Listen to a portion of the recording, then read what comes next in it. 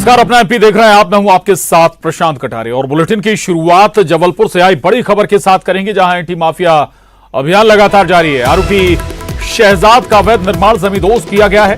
Police और प्रशासन ने यह बड़ी कार्रवाई की है।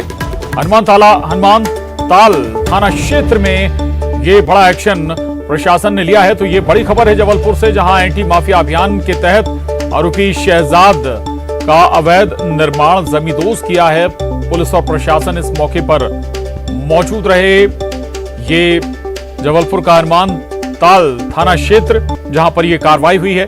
अवैध तरीके से शहजाद ने निर्माण कर रखा था और उस अवैध निर्माण को ध्वस्त किया गया है। कार्रवाई की गई है। बड़ी खबर है ये जबलपुर से। तो जबलपुर में एंटी माफिया अभियान लगातार चल रहा है। आरोपी शहजाद का अवैध निर्माण जमींदोज किया गया है जबलपुर में। पुलिस और प्रशासन इस मौके पर मौजूद रहा ताकि इस कार्रवाई में कोई विघ्न ना आए, कोई बैरियर ना आए। आरोपी शहजाद ने अवैध तरीके से निर्माण कर रखा था, जिसे ध्वस्त किया गया है। पवन पटेल, न्यूज़ 18 संवाददाता जबलपुर से हमारे साथ जुड़े हैं। पवन, किस तरह से कार्रवाई की गई और आधार क्या बना? दूसरा ये कि क्या आरोप थे शहजाद पर, यह भी बताइएगा। जी, आरोपी शहजाद जो है हनुमान ताल थाना क्षेत्र का कुख्यात अपराधी है, जिसके ऊपर 1 दर्जन से ज्यादा मामले, लगभग 15 मामले उसके ऊपर दर्ज हैं, जिनमें कई गंभीर अपराध भी शामिल हैं। हत्या के प्रयास, लूट, मारपीट जैसे अपराध उसके ऊपर दर्ज हैं। जिसने अपने शासकीय भूमि पर अवैध निर्माण कर लिया था और काफी बड़ा मकान उसमें बना लिया था और अपने परिवार के साथ उसमें रह रहा था। जिला प्रशासन और पुलिस ने मिलकर इस अवैध निर्माण को जमींदोज किया है और माफिया अभियान के तहत, एंटी माफिया अभियान के तहत ये कार्रवाई की गई है। इस तरह की कार्रवाई जबलपुर में लगातार जारी है।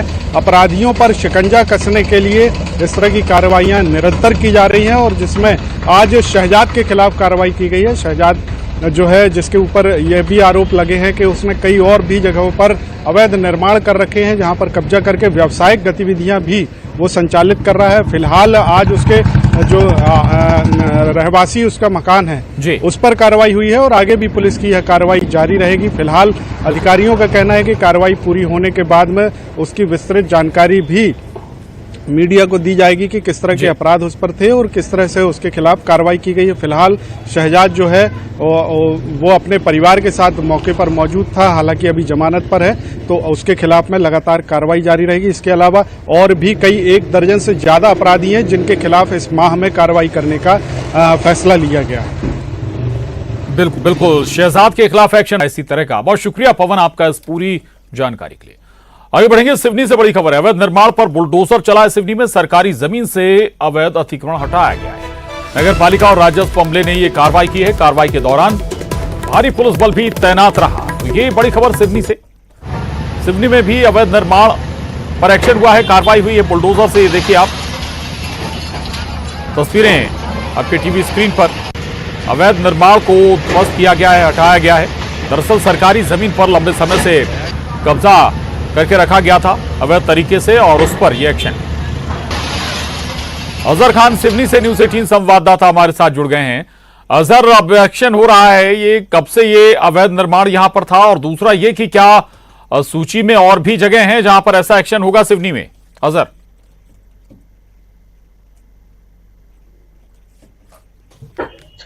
देखिए, बिल्कुल प्रशांत जी, लंबे समय से कहीं ना कहीं नगर पालिका प्रशासन द्वारा चेतावनी जारी की गई थी और जो भी अवैध कब्जेदारी थे उनको हटाने के साथ तौर पर अंतिम चेतावनी दी गई थी, लेकिन ये चेतावनी के बाद भी यहाँ पर अतिक्रमण नहीं हटाया जाता। एक बड़ा नाला है नगर पालिका का, जो खासकर शहर के आधे हिस्से की पानी की निकासी को पूरा करता है। इस पूरे नाले में कहीं ना कहीं बड़े कब्जेदारी, जो कहीं बड़े अवैध कब्जे बना के यहाँ पर काबिज थे, जिसको हटाने की पूरी कार्रवाई की गई है। आज करीब 40 से 50 दुकानों के अतिक्रमण तोड़ने की कार्रवाई नगर पालिका और राजस्व ने संयुक्त रूप से की है। काफी गहमा गहमी का माहौल रहा अतिक्रमण की कार्रवाई करने के दौरान, इसलिए भारी पुलिस भी मौके पर तैनात किया गया। फिलहाल अभी कार्रवाई जारी है और जो भी शासन कर सकते कहीं ना कहीं ये एक्शन मोड पे दिखाई दे रही है और निर्देश भी जारी है कि जो भी इस कार्रवाई पे बाधा बनेगा उस पर भी कार्रवाई की जा सकती है। जी बिल्कुल, शुक्रिया अजहर आपका जानकारी के लिए। लेकिन ये तस्वीरें जरूर देखिए आप। ये दरअसल सिवनी में प्रशासन एक्टिव मोड में है और जो भी अवैध निर्माण हो रहा है उस पर एक्शन का दौर चल रहा है।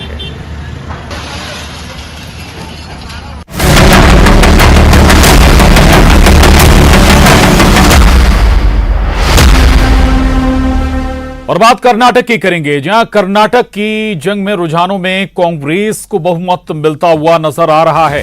कांग्रेस के 128 सीटों पर बढ़त है, जीती और बढ़त हुई सीटों का कुल जोड़ अगर हम कहें तो 128 कांग्रेस के पास जाता हुआ नजर आ रहा है। वोटों की गिनती अभी भी जारी और कर्नाटक में कुल 224 सीटें हैं। विधानसभा सीटों की मतगणना चल रही है और न्यूज 18 सबसे पहले सबसे सटीक जानकारी आप तक कर्नाटक विधानसभा चुनाव से जुड़ी हुई आप तक पहुंचा रहा है। आपको भी बता दें कि करीब बहुमत हासिल करने के लिए 113 सीटों की दरकार है, लेकिन उससे ऊपर जो आंकड़ा है टैली अगर हम कहें कि जो कांग्रेस जिन पर जीत चुकी है या फिर बढ़त बनाए हुए है, उनका कुल जो आंकड़ा है वो 128 तक जाता हुआ नजर आ रहा।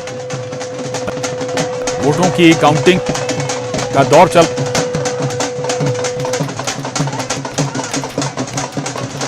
शुरू हो गया है कांग्रेसी खेमे में। दूसरी तरफ अगर बीजेपी का जिक्र करें तो 52 पर आगे है, 17 सीटें उसने जीती हैं, कुल 69 के आसपास अभी टैली बीजेपी के लिहाज से नजर आ रही। लेकिन ये देखिए आप तस्वीरें, कर्नाटक में कांग्रेसी खेमे में जश्न नजर आ रहा है और इतना ही नहीं, और एक तरफ काउंटिंग चल रही तो दूसरी तरफ संगठन भी एक्टिव हो गया है। ये दो तस्वीरें देखिए आप, कांग्रेस 128 तक कुल टोटल जाता हुआ नजर आ रहा है, बीजेपी का 69 के आसपास टोटल, जबकि जेडीएस जैसे कहा जा रहा था कि वो किंग मेकर बन सकती है, अभी से 21 के आसपास ही उसका आंकड़ा जा सकता है। और अगर ये वाकई टैली रहती है तो फिर स्पष्ट सरकार या क्लियर मेजॉरिटी,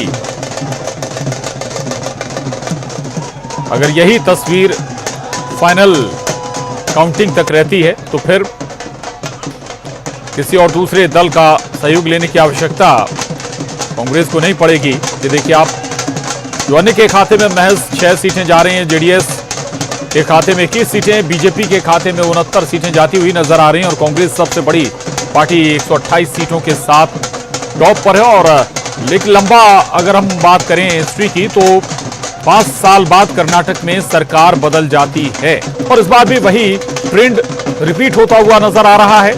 करीब 6 से 8 चुनाव का अगर हम जिक्र करें तो कभी भी सरकार वहां पर रिपीट नहीं हुई है और इस बार भी यही स्थिति है। बीजेपी सरकार थी अभी और अब देखिए आप काउंटिंग के बाद क्या तस्वीर बनती नजर आ रही है।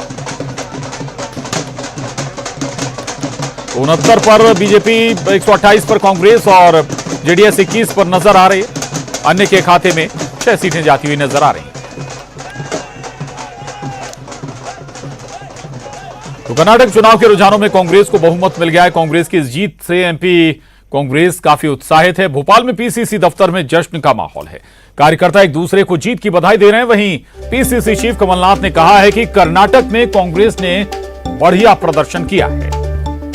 तो नतीजे कर्नाटक में आ रहे हैं, लेकिन जश्न मध्य प्रदेश में भी चल रहा है। ये कांग्रेस दफ्तर की तस्वीरें हम आपको दिखा रहे हैं। कांग्रेस कार्यकर्ता जश्न में डूबे हुए हैं, उत्साह में भरे हुए हैं कांग्रेस कार्यकर्ता। तो कर्नाटक से ये अच्छी खबर कांग्रेस की। अभी तक जो खबर है, कांग्रेस का बहुत अच्छा प्रदर्शन है और ये निश्चित है कि कांग्रेस की सरकार बनेगी। भारतीय जनता पार्टी का प्रयास रहेगा कि अन्य पार्टियों से या स्वतंत्र उम्मीदवारों से मिलकर खरीद फरोख्त करें, सौदा करें, जो उन्होंने हमेशा किया, अरुणाचल प्रदेश से शुरू किया था। ये सौदे की राजनीति की शुरुआत जो उन्होंने करी है अरुणाचल प्रदेश से, ये अभी तक खत्म नहीं हुई। बड़ी खबर है, सीएम के बयान पर कांग्रेस का पलटवार है। पूर्व मंत्री पीसी शर्मा ने निशाना साधा है। कमलनाथ नकुलनाथ नहीं अकलनाथ है। कमलनाथ की योजनाओं से महिलाओं को फायदा मिलेगा, ये कहा पूर्व मंत्री पीसी शर्मा ने। सीएम के बयान पर कांग्रेस ने पलटवार किया है। पूर्व मंत्री पीसी शर्मा ने बीजेपी पर निशाना साधा है, कहा कमलनाथ नकलनाथ नहीं बल्कि अकलनाथ हैं। कमलनाथ की योजनाओं से महिलाओं को फायदा मिलेगा। नकलनाथ नहीं, कमलनाथ जी हैं अकलनाथ। वो जितनी भी बात करते हैं वो दिमाग से करते हैं, सोच समझ के करते हैं, उनके अनुभव से करते हैं। और सबसे बड़ी परेशानी ये आई बीजेपी को आज की तारीख में कि महंगाई कैसे कम किया जाए। कि कमलनाथ जी ने एक रास्ता दिखाया कि 500 रुपये में गैस का सिलेंडर दिया जाए, वो 1500 रुपये हर महिला के 18 साल से 60 साल तक उनके अकाउंट में आए। ये दो चीजें ऐसी हैं जो महंगाई से महिलाओं को बाबा बिहार कितना तैयार है उसका नजारा पटना एयरपोर्ट पर दिखा है। पटना एयरपोर्ट से लेकर होटल पनाश तक ये नजारा होटल पनाश के बाहर दिखा है। जब बाबा एयरपोर्ट पर पहुंचे तो उनका वहां भव्य स्वागत किया गया। बाबा ने भी भक्तों को निराश नहीं किया है। बाबा ने भक्तों को भोजपुरी भाषा में संबोधित किया और कहा कि बिहार हमारा है और सब ठीक बारहुआ। बाबा के मुंह से इतना निकलते ही बाबा भक्तों का उत्साह सातवें आसमान पर पहुंच गया। बाबा का स्वागत करने के लिए बीजेपी के दिग्गज नेता वहां मौजूद थे। केंद्रीय मंत्री गिरिराज सिंह, बीजेपी सांसद रामकृपाल यादव और मनोज तिवारी ने बाबा का स्वागत किया। इतना ही नहीं, मनोज तिवारी ने खुद गाड़ी ड्राइव करके बाबा को होटल पनाश तक पहुंचाया। जब बाबा एयरपोर्ट से होटल पनाश तक जा रहे थे तब न्यूज 18 की टीम उनके साथ मौजूद रही और एक एक पल की जानकारी देती रही, हर घटना के बारे में लोगों को बताती रही। और पटना से न्यूज 18 संवाददाता विनीता हमारे साथ जुड़ी हैं। विनीता, बाबा पंडित धीरेन्द्र शास्त्री पहुंच चुके हैं, पटना पहुंच चुके हैं, क्या माहौल है, क्या उत्साह है भक्तों में? बिल्कुल, राजधानी पटना पंडित धीरेन्द्र शास्त्री पहुंच चुके हैं, लेकिन जो उनकी हनुमत कथा है वो दानापुर के नौबतपुर के तरीत मठ में होने वाली है, जहां पर 2 लाख स्क्वायर फीट में पंडाल बनाया गया है। लाखों की संख्या में जो उनके भक्त हैं वो यहां अभी से ही पहुंच चुके हैं। शाम 4 बजे कथा की शुरुआत होगी, लेकिन जो पंडाल का नजारा है वो देखिए किस कदर अलौकिक नजारा नजर आ रहा है। जय श्री राम के जो उद्घोष हैं यहाँ साफ तौर पर आप सुन सकते हैं। दूर दूर तक जहां तक नजरें जाएंगी वहां तक पंडित धीरेन्द्र शास्त्री के अनन्य भक्त यहाँ नजर आ रहे हैं। सभी को उम्मीद है कि बाबा उनकी समस्याओं से उन्हें निदान दिलाएंगे। कई ऐसे लोग हैं जो अपने छोटे छोटे बच्चों के साथ दूर दूर से यहाँ पहुंचे हैं। सिर्फ राजधानी पटना से नहीं, सिर्फ बिहार से नहीं, देश भर से, देश के बाहर से भी जो भक्त हैं वो यहाँ नौबतपुर के तरीत मठ पहुंच चुके हैं और यहाँ पे सुरक्षा के भी पुख्ता इंतजाम है। अगर सबसे पहले जो भक्त हैं उनकी हम बात करें तो तस्वीरों में साफ तौर पर आप देख सकते हैं, गर्मी है, धूप है, पानी की कमी है, लेकिन फिर भी ये खुश नजर आ रहे हैं क्योंकि इनके गुरुजी बस कुछ ही क्षणों में इन्हें दर्शन देने वाले हैं। कुछ लोग हैं जो अपने बच्चे, अपने परिवार के साथ यहाँ पहुंची है, गर्मी भी इन्हें लग रही है, लेकिन फिर भी खुशी है कि बाबा आने वाले हैं। क्या नाम है आपका? पिंकी देवी। कहाँ से आई हैं? मोकामा से। क्या समस्या है, क्यों बैठी है यहाँ पे? बच्चे के दिखाने आए हैं। बच्चे को दिखाने आई हैं। तबीयत खराब है जी। क्या हो गया बच्चे को? 3 साल की हो गया, 2.5 साल, नहीं बोलता है, नहीं बोलता है। उम्मीद है कि बाबा ठीक कर देंगे इसे। अब बाबा सब तो देखते हैं मोबाइल में, तो बाबा सबके ठीक कर देते हैं। अब मोबाइल देखकर यहाँ आई है। जी बिल्कुल, तो छोटा सा बच्चा है, 3 साल का है, बोलता नहीं है और ऐसे में जो उनकी माँ है यहाँ लेकर आई है क्योंकि इन्होंने मोबाइल में देखा था कि बाबा सभी को ठीक कर देते हैं और इसी उम्मीद में दूर से यहाँ पहुंची हैं कि बाबा शायद इनके छोटे से बच्चे को, जो 3 साल का है, बोलता नहीं है, शायद बाबा उन्हें ठीक कर दे। और गर्मी लग रही है लेकिन इंतजार है अभी। बिल्कुल विनीता, बाजारों की संख्या में लोग नजर आ रहे हैं, उत्साह भी है, आप तस्वीरें भी दिखा रही थी। बाबा कब तक पहुंचेंगे इस पंडाल में पंडित धीरेन्द्र शास्त्री? दूसरा ये कि दरबार भी वो लगाने वाले हैं क्या, और कब कब उनके कैसे आयोजन होंगे, थोड़ा सा ये भी दर्शकों को बताएं विनीता। बिल्कुल, बाबा का जो दरबार है, जो हनुमत कथा वो करने वाले हैं, शाम 4 बजे से 7 बजे तक वो यहाँ हनुमत कथा करेंगे। सबसे पहले उस दरबार की तस्वीर हम आपको दिखाते हैं। ये वही मंच है जहाँ पर पंडित धीरेन्द्र शास्त्री, जिसे बागेश्वर सरकार भी कहते हैं, यहीं पर बैठकर वो हनुमत कथा पढ़ेंगे। शाम 4 बजे से 7 बजे तक हनुमत कथा चलने वाला है। आज शुरुआत होगी, 5 दिनों तक निरंतर शाम 4 बजे से 7 बजे तक हनुमत कथा होने वाला है। और जब वो पटना एयरपोर्ट आज सुबह 8 बजे पहुंचे, उसके बाद सीधे वो होटल पनाश में चले गए हैं। 3 बजे के करीब में वो नौबतपुर के तरीत मठ यहाँ यानी इस मंच पर पहुंचेंगे। 4 बजे से हनुमत कथा की शुरुआत होगी। जो मंच की तस्वीरें हम आपको दिखा रहे हैं, मंच के ठीक पीछे उनके लिए ग्रीन रूम बनाया गया है, जहां पर 3 बजे आने के बाद वो यहां विश्राम करेंगे। 4 बजे से हनुमत कथा की शुरुआत होगी और 4 बजने का इंतजार जो उनके अनन्य भक्त हैं वो करते हुए नजर आ रहे हैं। अगर सुरक्षा की हम बात करें तो यहाँ साफ तौर पर जवानों को देख सकते हैं। जो ये एरिया है जो कैमरे में नजर आ रहा है वो हाई सिक्योरिटी जोन बनाया गया है, यानी यहाँ पर वो लोग नहीं आ सकते जो बाबा के भक्त हैं। यहाँ पे बैरिकेटिंग की गई है, बैरिकेटिंग के इधर लाखों की संख्या में जो श्रद्धालु हैं वो बैठे हुए हैं। जब बाबा यहाँ आएंगे तो सिर्फ और सिर्फ पुलिस के जवान यहाँ नजर आने वाले हैं। हाई सिक्योरिटी जोन है। 4 बजे बाबा इस मंच पर, जहां हनुमत कथा का बड़ा सा बैनर लगा हुआ है, मंच तैयार है, लगभग 4000 स्क्वायर फीट में इस मंच को बनाया गया है। इसी मंच पर बैठकर बाबा हनुमत कथा पढ़ेंगे शाम 4 बजे से 7 बजे के बीच, और बाबा को सुनने के लिए, बाबा से अपनी समस्याओं का निदान करवाने के लिए जो उनके अनन्य भक्त हैं, वो कोई बंगाल से आया है, कोई दिल्ली से आया है, कोई महाराष्ट्र से आया है, कोई झारखंड से आया है, कोई नेपाल से आया है, और उसकी जो तस्वीर है यहाँ पे नजर आ रही है। जय श्री राम के जो उद्घोष बिल्कुल विनीता, आप बता रहे हैं केवल बिहार नहीं बल्कि आसपास के दूसरे राज्यों से भी यहाँ पर भक्त पहुंचे हुए हैं। आगे भी आपसे अपडेट लेते रहेंगे इस कथा से जुड़ी हुई। शुक्रिया विनीता आपका फिलहाल इस पूरी जानकारी के लिए, धन्यवाद। आगे बढ़ेंगे और भोपाल से बड़ी खबर है। हमीदिया के कर्मचारी पर बदमाशों ने जानलेवा हमला कर दिया। हमीदिया में कुक का काम करता है पीड़ित। बदमाशों ने हमीदिया गेट के पास उसे घेरकर चाकुओं से मारा है। गंभीर हालत में पीड़ित का इलाज जारी है। कोई फिजा पुलिस ने मामला दर्ज किया है और आरोपी फरार हो गए। तो ये बड़ी खबर भोपाल से, जहां हमीदिया के एक कर्मचारी पर बदमाशों ने जानलेवा हमला कर दिया। उसे घेर कर उस पर चाकुओं से हमला किया है।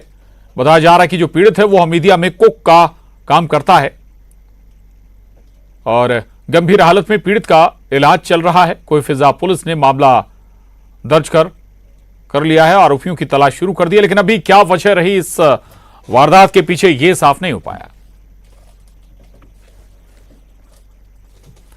बुरहानपुर से बड़ी खबर है। आग से फसल जलकर खाक हो गई। बुरहानपुर में मक्के की फसल में आग लग गई। शॉर्ट सर्किट की वजह इस आग के पीछे बताई जा रही। उप सरपंच के खेत में आग लगी थी। पीड़ित ने मुआवजे की मांग की है।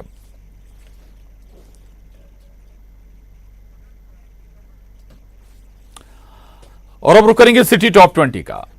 मुरैना के जौरा के दौरे पर पीसीसी चीफ कमलनाथ। कर्नाटक के नतीजे पर कहा कांग्रेस का प्रदर्शन बहुत अच्छा, बीजेपी पर भी बोला हमला। कर्नाटक के नतीजों पर बोले पूर्व मंत्री पीसी शर्मा, जैसी